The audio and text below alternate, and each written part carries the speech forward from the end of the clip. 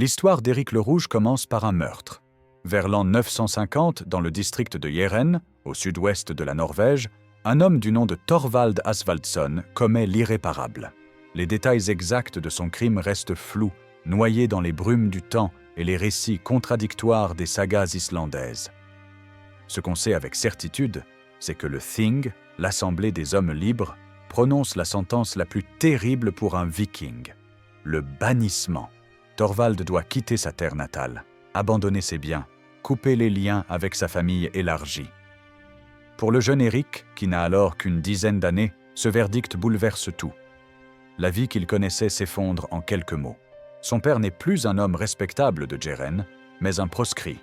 Leur famille devient une famille de bannis. Thorvald prend une décision radicale. Ils partiront vers l'ouest, vers cette terre froide et désolée qu'on appelle l'Islande. La traversée de l'Atlantique Nord représente un défi titanesque, même pour des marins aguerris. Les navires vikings, ces dracars et kneurs dont les proues sculptées fendent les vagues, offrent peu de protection contre les éléments déchaînés. Pour un enfant, ce voyage doit être une épreuve traumatisante.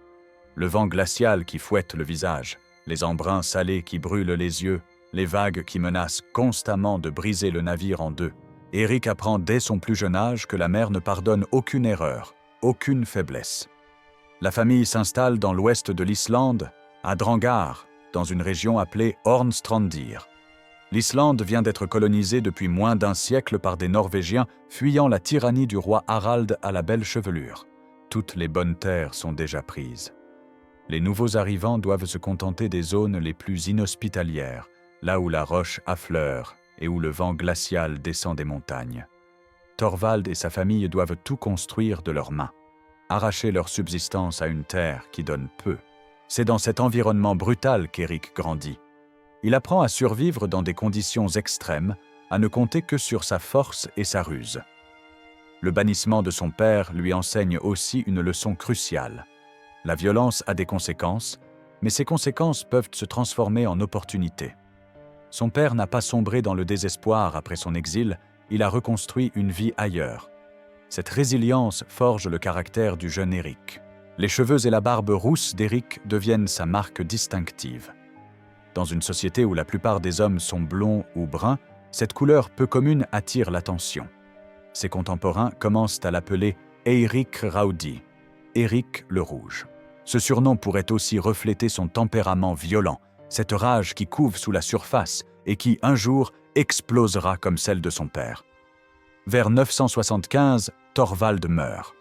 Éric, désormais adulte, doit assurer l'avenir de sa famille. Contre toute attente, il réussit à améliorer sa condition. Peut-être vend-il la ferme familiale de Drangar, peut-être trouve-t-il d'autres moyens de s'enrichir. Toujours est-il qu'il épouse Théodilde Jörundsdottir, héritière d'un domaine beaucoup plus prospère à Haukadal, à une quarantaine de kilomètres à l'ouest.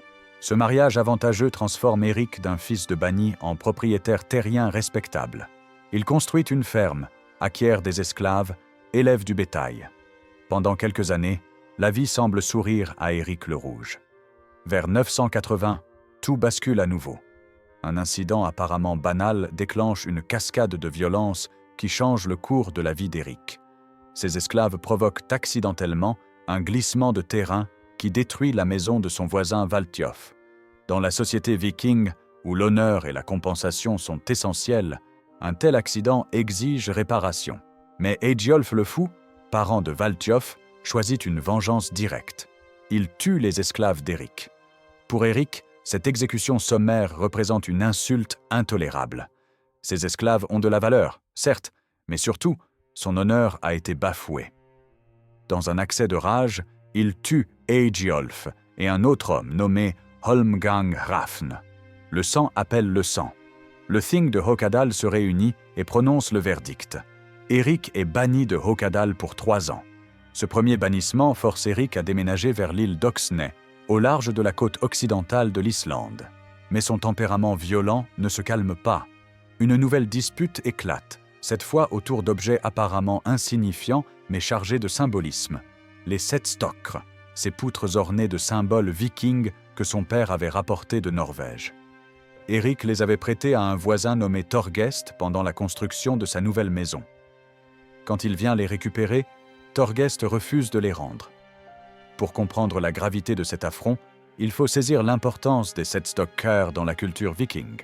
Ces poutres sculptées ne sont pas de simples objets décoratifs. Elles incarnent le lien familial, l'héritage ancestral, la continuité entre les générations. En refusant de les restituer, Thorgest attaque l'honneur même d'Éric et la mémoire de son père défunt. Éric n'a pas le choix. Selon sa propre logique, il doit reprendre ce qui lui appartient. La confrontation tourne au massacre. Éric récupère ses setstokkers de force, mais Thorgest et ses hommes le poursuivent. Une bataille rangée éclate. Quand la poussière retombe, plusieurs hommes gisent morts, dont les 2 fils de Thorgest. Cette fois, Éric a dépassé les bornes. Tuer dans le feu de l'action est une chose, tuer les fils d'un homme en est une autre. Le Thing se réunit à nouveau.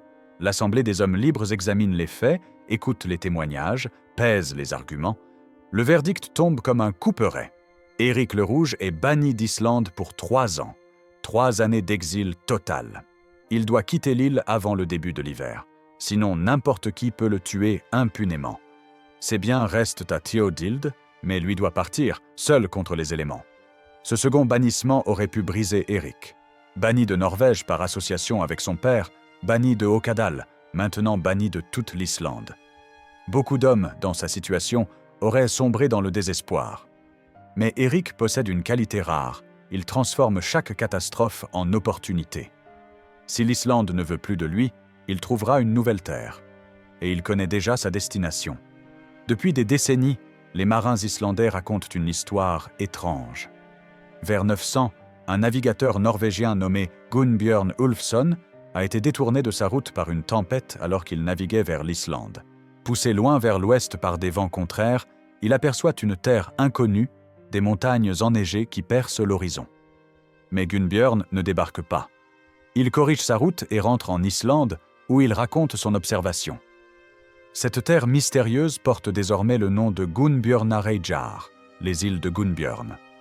D'autres marins confirment cette observation au fil des ans.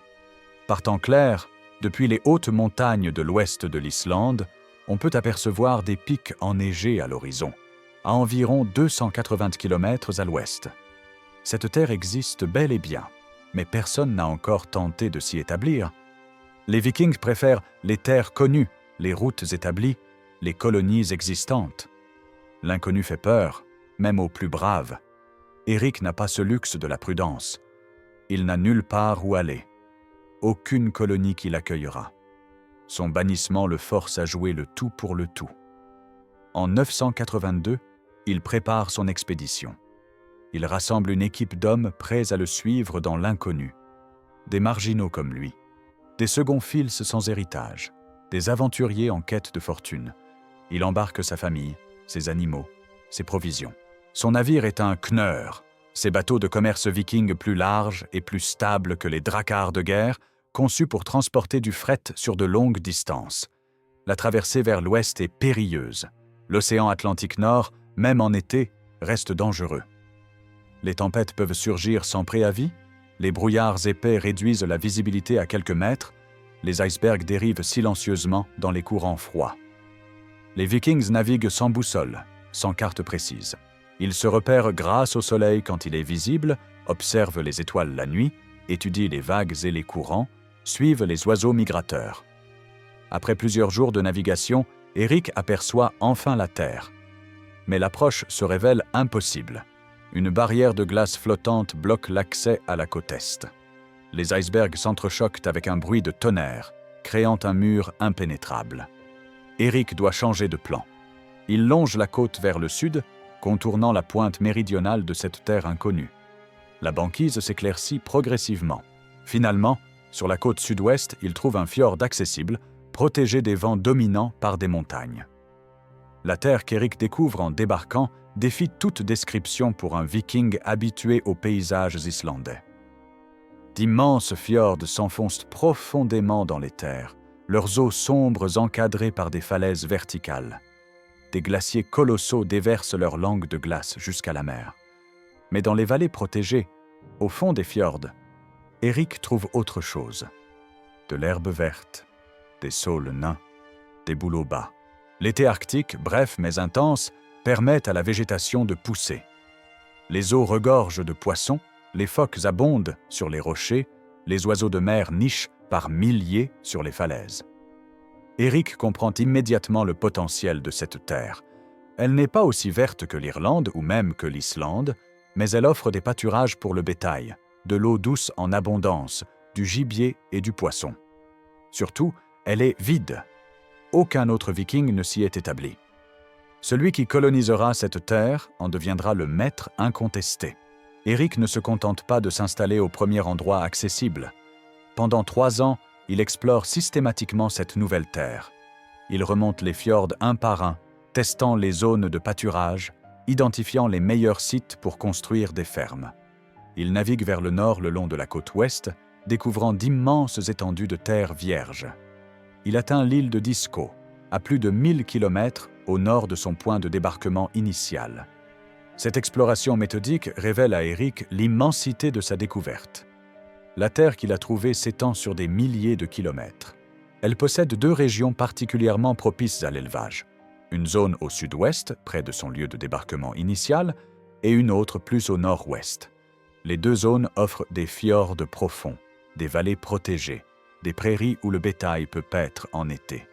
Pendant ces 3 années, Eric ne rencontre personne. La terre semble totalement inhabitée.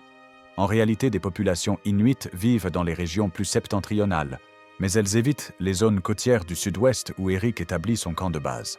Cette absence de contact humain doit sembler étrange à Eric, habitué à l'Islande surpeuplée où chaque vallée, chaque fjord a son propriétaire.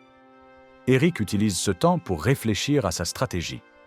Il pourrait rester seul sur cette terre avec sa petite troupe, devenir une sorte d'ermite dans ce désert blanc. Mais Eric a de plus grandes ambitions.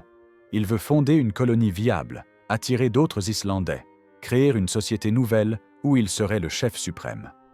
Pour cela, il doit retourner en Islande, convaincre des colons de le suivre, organiser une expédition massive. Le choix du nom de cette nouvelle terre se révèle crucial. Eric sait que les Islandais ne partiront pas facilement vers l'inconnu. Ils ont besoin d'être appâtés, séduits par une promesse de terre meilleure. L'Islande elle-même a été baptisée ainsi pour décourager les arrivées massives, mais le nom n'a pas empêché la colonisation. Eric décide d'adopter la stratégie inverse. Il appellera sa terre Groenland, Groenland en norrois, la terre verte. Ce choix de nom est un coup de génie marketing avant l'heure. Oui, le Groenland possède des zones vertes en été, particulièrement dans les vallées protégées du sud-ouest. Mais le nom évoque bien plus que la réalité. Il suggère des pâturages abondants, une terre fertile, un paradis pour les éleveurs. Eric comprend la psychologie humaine. Les gens veulent croire aux terres promises, aux nouvelles opportunités. Un nom comme Groenland vend du rêve. En 986, les 3 années de bannissement d'Eric touchent à leur fin. Il peut légalement retourner en Islande, mais il ne revient pas en vaincu, en exilé brisé qui demande pardon. Il revient en explorateur triomphant qui a découvert une nouvelle terre, en colonisateur qui offre des opportunités à ceux qui osent le suivre. De retour en Islande, Eric lance sa campagne de recrutement. Il décrit les fjords majestueux du Groenland, les pâturages verts, les eaux poissonneuses, les immenses espaces vides qui attendent d'être colonisés. Il promet à chaque famille volontaire un terrain généreux, bien plus vaste que ce qu'il pourrait espérer obtenir en Islande, où toutes les bonnes terres sont prises depuis longtemps. Ces arguments trouvent un écho favorable. L'Islande de 986 connaît une surpopulation relative. Les fils cadets, exclus de l'héritage par les lois de primogéniture, n'ont aucun espoir d'obtenir des terres. Les familles nombreuses s'entassent sur des fermes trop petites. La perspective d'une terre vierge, où chacun pourrait devenir propriétaire d'un domaine conséquent, séduit beaucoup de monde. Eric parvient à rassembler une flotte impressionnante. Selon les sources, entre 25 et 35 navires se préparent à partir. Chaque kneur transporte une famille avec ses biens, son bétail, ses outils, ses provisions. On parle de plus de 400 personnes prêtes à tenter l'aventure, à quitter l'Islande connue pour un Groenland prometteur mais incertain. Le départ a lieu en 985 ou 986, pendant la courte fenêtre estivale où la navigation dans l'Atlantique Nord reste possible. La flotte quitte la côte occidentale de l'Islande par beau temps. Les familles entassées sur les navires regardent leur terre natale disparaître à l'horizon. Certains ne la reverront jamais. Mais l'océan Atlantique Nord ne pardonne aucune présomption. Une tempête terrible s'abat sur la flotte à mi-parcours. Les vents hurlent, les vagues atteignent des hauteurs terrifiantes, les navires sont séparés les uns des autres dans le chaos. Les marins luttent désespérément pour maintenir leurs embarcations à flot, pomper l'eau qui envahit les cales, protéger le bétail affolé qui risque de faire chavirer les navires en se déplaçant brusquement. Quand la tempête se calme enfin, la flotte se regroupe tant bien que mal. Mais le désastre est évident. Certains navires ont coulé corps et biens, emportant des dizaines de personnes dans les profondeurs glacées. D'autres, gravement endommagés, doivent rebrousser chemin vers l'Islande. Sur les 25 à 35 navires partis, seuls 14 atteignent le Groenland. Plus d'une centaine de personnes ont péri en mer. Les survivants, traumatisés mais déterminés, débarquent enfin sur les côtes du Groenland. Environ 350 colons foulent le sol de leur nouvelle terre. Ils choisissent d'établir la colonie principale exactement là où Erik avait installé son camp de base 3 ans plus tôt, dans la région qu'ils nommeront Eystribygd, l'établissement de l'Est, près de l'actuelle ville de Qaqortoq. Erik assume naturellement le rôle de chef suprême du Groenland. Personne ne conteste son autorité. Il a découvert cette terre, il a guidé les colons jusqu'ici, il connaît le territoire mieux que quiconque. Il établit sa ferme principale à Brattahlid, sur les rives du fjord Tunuljarvik. Le nom signifie « la pente raide », décrivant parfaitement le terrain escarpé où se dresse sa demeure. Brattahlid devient le centre politique et économique de la colonie. Erik distribue les terres aux autres colons selon un système qui rappelle les pratiques islandaises, mais adapté aux réalités groenlandaises. Chaque famille reçoit un domaine au fond d'un fjord, avec accès au pâturage d'été dans les hautes vallées et aux zones de pêche côtière. La propriété s'étend généreusement, car la terre ne manque pas. Les colons reproduisent le mode de vie islandais dans ce nouveau contexte. Ils construisent des fermes typiques scandinaves, de longues maisons aux murs de tourbe et de pierre, avec des toits d'herbe qui fournissent une isolation contre le froid. À l'intérieur, un foyer central dispense chaleur et lumière. Les familles dorment sur des banquettes de bois le long des murs. Les animaux les plus précieux passent l'hiver dans des étables attenantes à l'habitation. L'économie du Groenland repose sur l'élevage et la chasse. Les moutons constituent le bétail principal. Ils fournissent la laine pour les vêtements, la viande, le lait pour faire du fromage. Les bovins, plus difficiles à maintenir, restent un luxe réservé aux fermes les plus prospères. Les colons chassent le phoque pour sa viande, sa graisse qui sert de combustible pour les lampes, et sa peau qui donne un cuir résistant. Ils pêchent la morue séchée qui devient une denrée d'exportation précieuse, mais la grande richesse du Groenland vient de la chasse aux morses. L'ivoire de morse représente une marchandise extrêmement prisée en Europe. Les défenses longues et blanches valent leur pesant d'or dans les cours royales et les ateliers d'artisans. Les colons organisent des expéditions vers le nord, où les morses se rassemblent par centaines sur les plages rocheuses.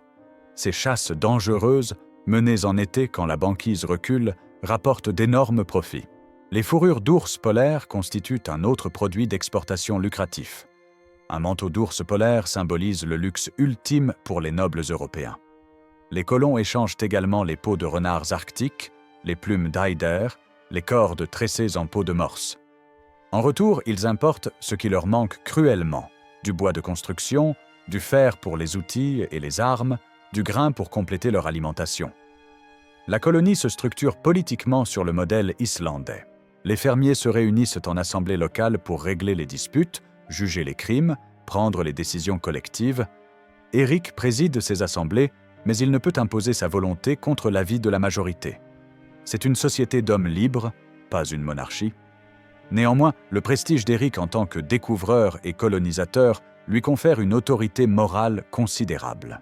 Après le succès relatif de la première installation, d'autres Islandais traversent l'Atlantique pour rejoindre le Groenland. La population augmente progressivement. En quelques années, elle atteint environ 1000 personnes. Les colons établissent un second établissement, Vestribygd, l'établissement de l'Ouest, sur le site de l'actuel Nuuk, à environ 500 km au nord d'Eystribygd. Cette expansion témoigne de la réussite d'Erik. il a non seulement survécu à son bannissement, mais il a transformé sa punition en triomphe. De criminel exilé, il est devenu le fondateur et le chef d'une colonie prospère. Sa famille jouit d'un statut privilégié. Théodilde, son épouse, dirige la ferme de Brattahlid. Leurs enfants grandissent dans ce nouveau monde. Leif, Thorvald, Thorstein et leur fille Freydis. Le climat du Groenland à cette époque favorise la colonisation. Les Vikings arrivent pendant l'optimum climatique médiéval, une période où les températures dans l'Atlantique Nord sont légèrement plus élevées que la moyenne des siècles précédents. Les glaces marines reculent, libérant les routes de navigation. Les étés, bien que courts, suffisent pour faire pousser un peu de foin qui nourrira le bétail pendant les longs hivers arctiques. Néanmoins, le mythe d'un Groenland vraiment vert reste exagéré. Même pendant l'optimum médiéval, le climat reste rude. Les températures estivales dépassent rarement 10 degrés Celsius dans les zones habitées.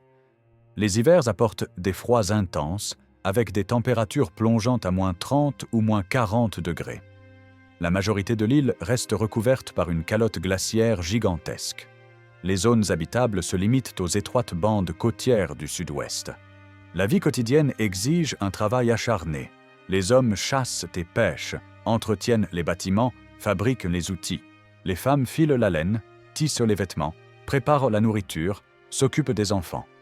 Tout le monde participe à la fenaison en été, cette course contre le temps pour couper et sécher le foin avant les pluies d'automne. Un été pluvieux signifie une famine hivernale, car le bétail mourra de faim sans fourrage. Les colons maintiennent des liens avec l'Islande et la Norvège.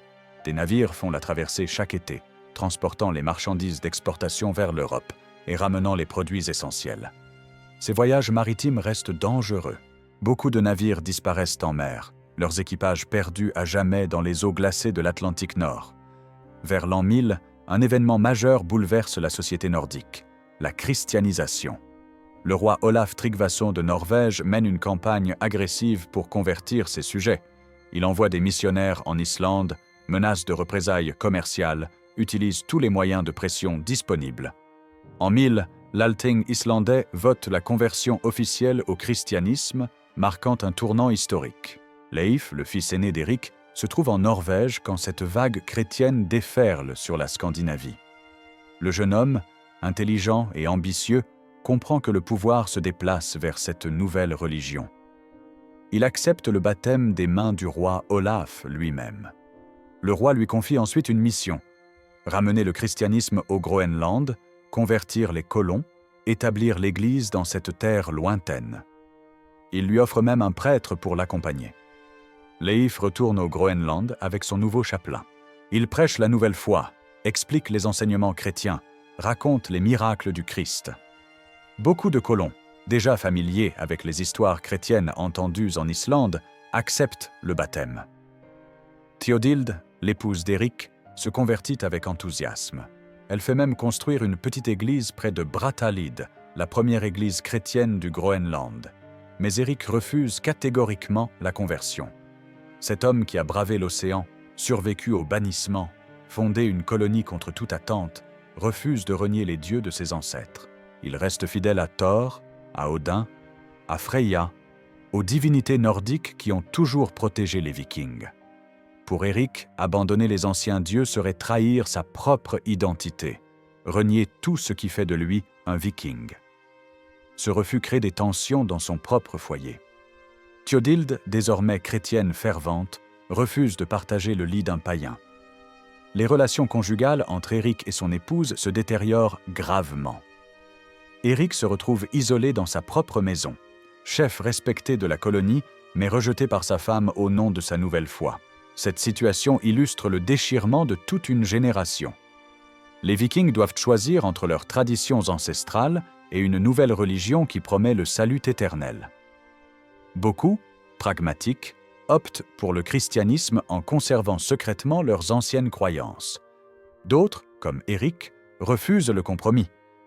Mais la vague chrétienne se révèle irrésistible. En une génération, le paganisme nordique disparaît presque complètement. En 1126, le Groenland obtient son propre évêque. La colonie s'intègre pleinement dans la chrétienté européenne.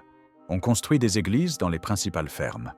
Les colons paient la dîme, enterrent leurs morts en terre consacrée, baptisent leurs enfants.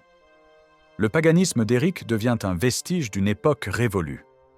Vers l'an 1000, une découverte extraordinaire secoue la colonie groenlandaise.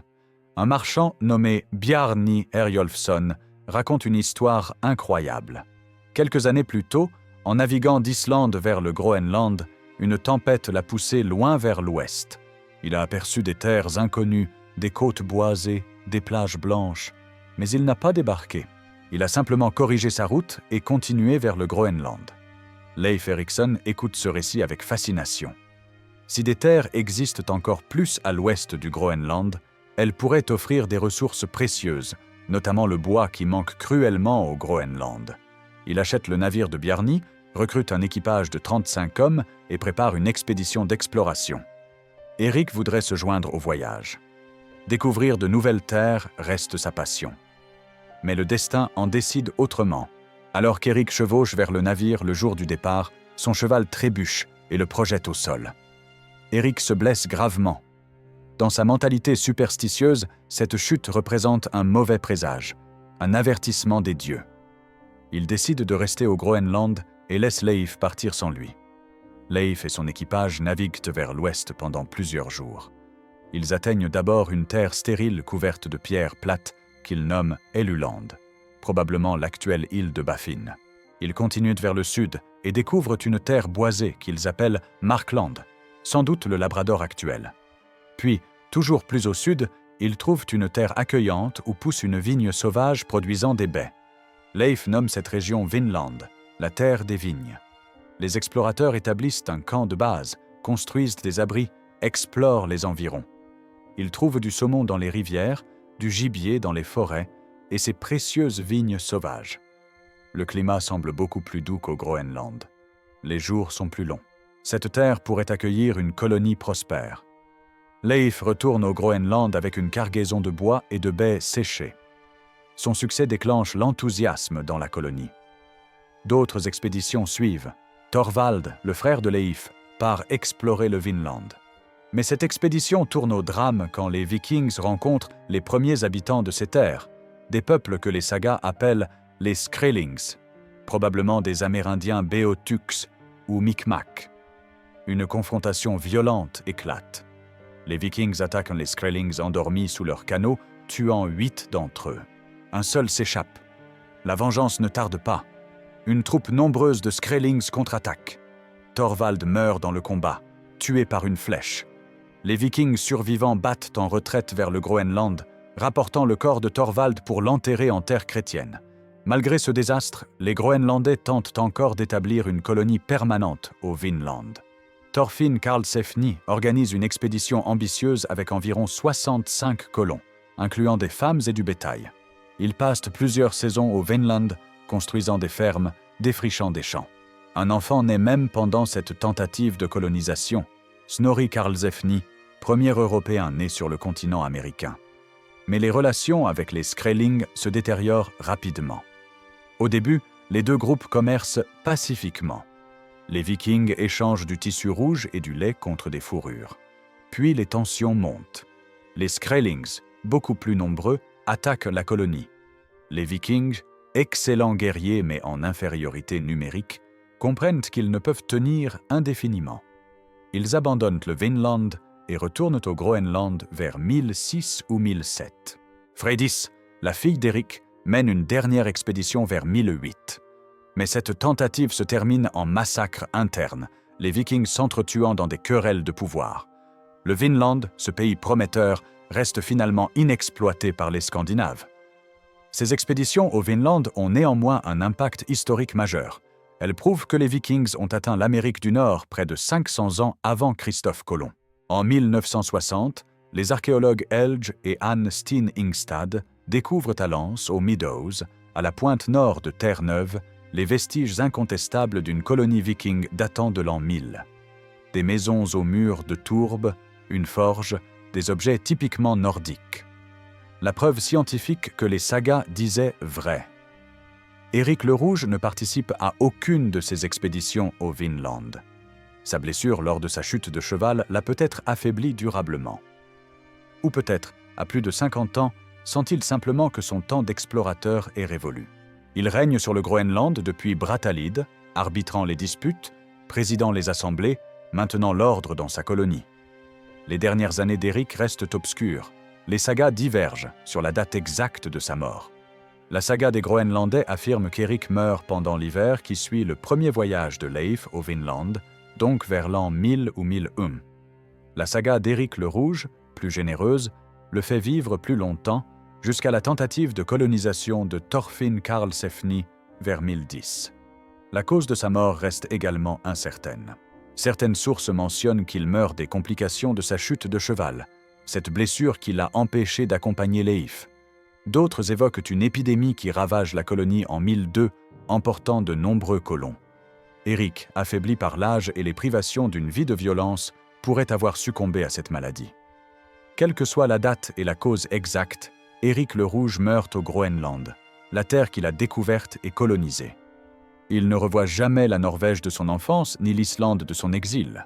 Son corps repose quelque part près de Brattahlid, dans une tombe dont l'emplacement exact s'est perdu dans les siècles. À sa mort, la colonie qu'il a fondée compte environ 1 millier de personnes. Elle continuera de croître jusqu'à atteindre peut-être 5000 habitants à son apogée. Les fermes groenlandaises prospèrent pendant plusieurs siècles. Les navires continuent de traverser l'Atlantique, transportant l'ivoire de Morse vers l'Europe et ramenant le bois et le fer indispensables. Leif succède à son père comme chef du Groenland. Il gouverne sagement jusqu'à sa mort vers 1020. Son fils Thorkel prend ensuite le relais. La dynastie d'Éric le Rouge domine la colonie pendant plusieurs générations, perpétuant la mémoire du fondateur. Après la mort d'Éric, sa colonie survit pendant environ 5 siècles. Les colons maîtrisent l'élevage arctique, développent des routes commerciales lucratives, notamment grâce à l'ivoire de Morse et aux fourrures d'ours polaires. En 1126, le Groenland obtient son propre évêché. Des églises s'élèvent partout, dont celle de Hvalsey dont les vestiges demeurent les ruines scandinaves les mieux préservées de l'île. Mais dès la fin du XIIe siècle, le climat se détériore. L'optimum médiéval cède la place au petit âge glaciaire. Les températures chutent, les glaces s'étendent, les étés raccourcissent. Le foin devient rare, menaçant le bétail. La navigation se complique dangereusement. En 1367, le Kneur assurant la liaison annuelle avec le Danemark sombre et n'est jamais remplacé. Le cordon ombilical avec l'Europe se rompt définitivement. Vers 1350, l'établissement de l'Ouest est abandonné. Un visiteur islandais, Ivar Bardsson, découvre des fermes désertes et du bétail errant. L'établissement de l'Est résiste jusqu'en 1408, date du dernier document écrit, un mariage célébré à l'église de Hvalsey. Après, plus rien. Quand les Européens reviennent au XVe siècle, ils trouvent des fermes vides et des cimetières révélant malnutrition et rachitisme. Les derniers colons ont vécu l'enfer, s'accrochant à leur mode de vie européen inadapté. Le refroidissement climatique joue un rôle majeur dans cette tragédie. Mais d'autres facteurs aggravent la situation. Les Vikings surexploitent les ressources, déboisent, surpâturent, érodent les sols fragiles. Surtout, leur rigidité culturelle les condamne. Ils refusent d'adopter les techniques inuites, pourtant efficaces. Les Inuits, arrivés au XIIIe siècle, survivent là où les Vikings périssent. Ils chassent le phoque sur la banquise, utilisent des kayaks, vivent dans des igloos, portent des vêtements en peau imperméable. Les Vikings, eux, s'obstinent dans leur économie d'élevage européenne totalement inadaptée à l'Arctique. Ils construisent des fermes gourmandes en bois, portent de la laine qui garde l'humidité, refusent le phoque car ils le jugent nourriture de barbares. Cette incapacité à s'adapter scelle leur destin. En 2 générations, 5000 personnes disparaissent complètement. L'histoire d'Éric aurait pu sombrer dans l'oubli, mais au XIIIe siècle, des clercs islandais mettent par écrit les récits oraux. La saga d'Éric le Rouge et la saga des Groenlandais racontent ses exploits, la découverte du Groenland, les voyages au Vinland. Ces textes mêlent faits historiques et éléments fantastiques, mais les archéologues ont confirmé de nombreux détails. Emplacement des colonies, chronologie, contact avec l'Amérique. Éric apparaît comme un personnage complexe dans ces sagas. Violent et obstiné, il refuse de se plier aux normes sociales. Son courage lui permet de survivre à 2 bannissements et de fonder une colonie dans un environnement hostile, mais sa violence détruit des vies. Cette ambiguïté morale le rend fascinant. Il n'est ni héros ni criminel, mais un homme de son temps, formé par une société où vengeance et honneur dictent les comportements. L'héritage d'Éric se mesure sur plusieurs plans. Géographiquement, il ouvre l'Atlantique Nord à l'exploration européenne. Sa découverte permet à son fils Leif d'atteindre l'Amérique 5 siècles avant Colomb, fait désormais prouvé scientifiquement. Culturellement, Éric incarne l'esprit d'aventure viking à son apogée. À une époque où la plupart des Européens vivaient et mouraient dans le même village, les Vikings traversaient les océans et découvraient de nouveaux continents. Sur le plan humain, son histoire montre que les grandes découvertes résultent souvent de circonstances fortuites. Éric ne cherchait pas la gloire scientifique. Il fuyait un châtiment, cherchait un refuge temporaire. Son bannissement, ce désespoir apparent, l'a poussé à explorer l'inconnu. La nécessité a engendré la découverte. L'histoire d'Éric continue de fasciner aujourd'hui. Il apparaît dans des livres, films, séries télévisées, jeux vidéo. La série Vikings le montre comme un guerrier rude sauvant Björn. Ces représentations prennent des libertés historiques, mais témoignent de la puissance durable du mythe. Éric symbolise plusieurs concepts résonnant avec notre époque. Il incarne le self-made man surmontant l'adversité. Banni, exilé, rejeté, il refuse de se résigner et transforme son châtiment en opportunité. Ce récit de résilience parle au public moderne. Il représente aussi l'explorateur franchissant les frontières du connu. À notre époque, où la planète semble entièrement cartographiée, l'idée de terres inconnues exerce une nostalgie puissante. Le Groenland fascine aujourd'hui pour d'autres raisons. Sa calotte glaciaire fond rapidement avec le réchauffement climatique. Ironiquement, le Groenland d'Éric pourrait redevenir partiellement vert, exposant des terres cachées sous la glace depuis des millénaires. Les ruines de Brattahlid et de l'église de Théodild attirent l'attention archéologique. Une reconstruction moderne à Qassiarsuk permet aux visiteurs de visualiser la vie des colons. Les recherches sur la disparition de la colonie offrent des leçons actuelles. Les Vikings ont refusé de s'adapter aux changements environnementaux, s'accrochant à un mode de vie insoutenable malgré les signaux d'alarme. Cette rigidité fatale résonne étrangement avec nos propres défis climatiques. Le parcours d'Éric stupéfie par ses rebondissements. Fils d'un meurtrier banni, élevé dans l'extrême ouest de l'Islande, banni 2 fois lui-même, il aurait dû finir misérablement.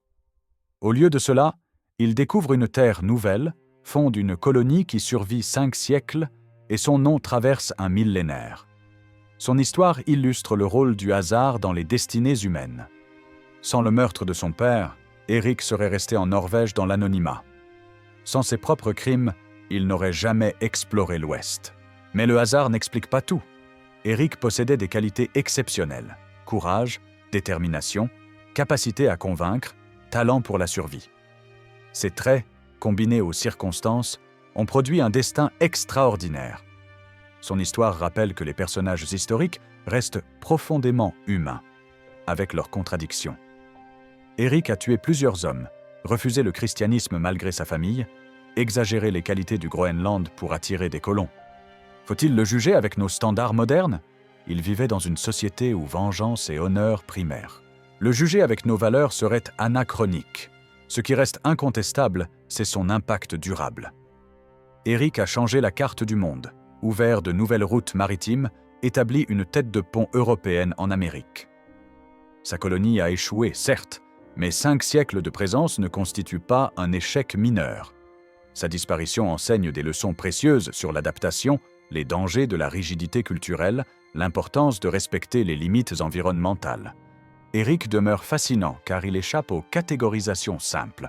Homme complexe, violent mais courageux, têtu mais visionnaire, criminel mais fondateur. Cette complexité le rend humain et réel malgré les siècles. Son histoire montre que les grands changements historiques ne résultent pas toujours de plans grandioses. Éric fuyait simplement un châtiment. Cette nécessité personnelle, cette fuite désespérée, a conduit à la découverte d'une nouvelle terre. 1000 ans après sa mort, Éric reste présent dans notre imaginaire. Son nom évoque l'aventure, l'exploration, le courage. Cette persistance témoigne de quelque chose de fondamental. Nous admirons ceux qui osent franchir les frontières, qui transforment les obstacles en opportunités. Éric incarne ces qualités d'une manière pure et directe. Ce n'était pas un philosophe ou un génie, mais un homme d'action qui a choisi l'audace plutôt que la résignation. Son histoire se termine au Groenland, cette terre qu'il a découverte par accident, mais qui est devenue son héritage durable. Quelque part près de Brattahlid repose son corps, mêlé à la terre qu'il a colonisée. Sa tombe reste inconnue, perdue dans les siècles. Mais son nom survit, gravé dans l'histoire de l'exploration humaine, rappelant qu'au-delà de l'horizon, de nouvelles terres attendent toujours ceux qui osent naviguer dans l'inconnu.